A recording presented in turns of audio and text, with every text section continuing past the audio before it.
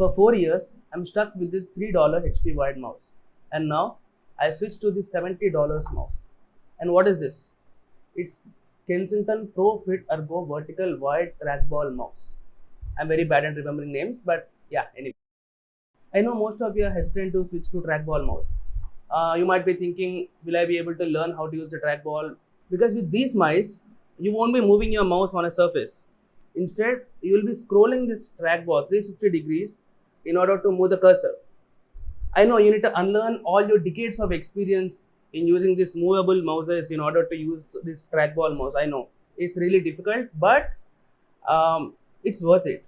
I'll tell you why. Because I've been using this for over 2 days and I think I won't be looking back ever. And in this video, I'll review this mouse and I'll tell you how I set up this mouse with my Mac. So you can decide if you want to buy it or not. Let's get started. Now let me compare this trackball mouse with a traditional mouse so you'd understand it better. So how many buttons does a traditional mouse contain? 3 buttons for this. Left, right and middle. Now coming to the trackball mouse, this has 10 buttons. And what are they? Left, right, middle, forward, backward, and these 2 programmable buttons. This is the DPI switch button, and this middle button, you can tilt it left or right. That counts up to 9. What is the 10th button? This is the one. This button lets you pop out this trackball so you can clean it. Let me open it for you. So this is how you pop out this trackball. You can clean it. This is to avoid the friction. You need to clean it once in a week or something, and then you can push it again back by pressing the button and then pushing it in. And just like most other mice in the market, Kensington mice also comes with a USB cable. It also comes with USB wired and Bluetooth. Now let me show you how I configured my mouse to do what I want it to do. I used an app called SteerMouse with which I programmed the buttons on my mouse. Let me walk you through what I did with the app so that you'll get an idea.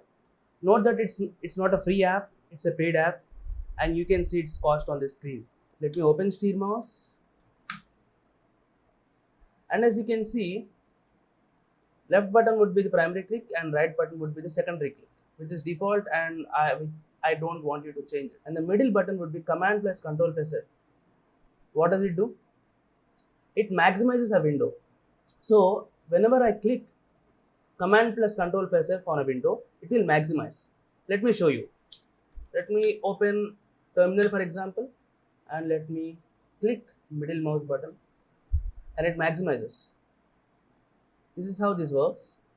And button 4 and button 5 would be forward and back. These are button 4 and button 5, and these are configured as such by default. And then for button 6 and button 7, these 2 buttons, no action is configured for default profile. Now let me show you what I did for Safari. Let me open Safari and see button 6 and 7 are assigned to F and C hotkeys, keyboard hotkeys. But why did I do it? So whenever I'm on YouTube, let's say on Safari, I press this button, F will be pressed and the video goes full screen. And when I press this button, C will be triggered and I get captions.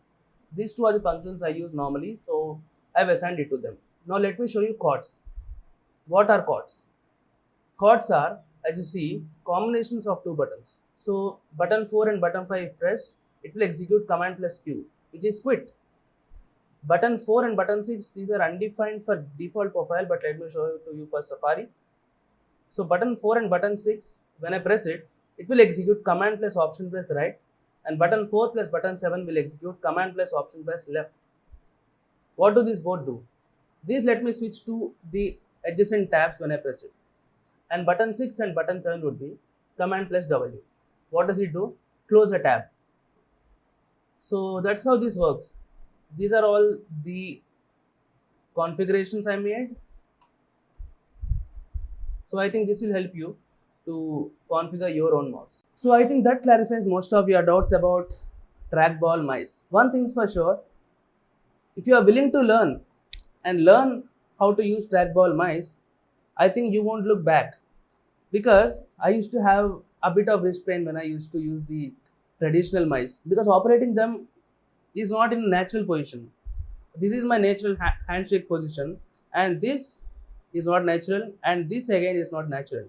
I used to have a bit of wrist pain coming up until my hand, and when I started using this is 60 degrees, and it's like a pretty normal handshake position for me. I don't even need to move my hands to use this.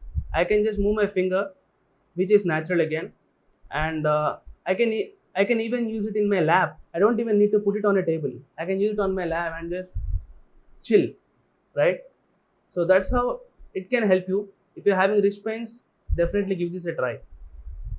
Thanks for watching.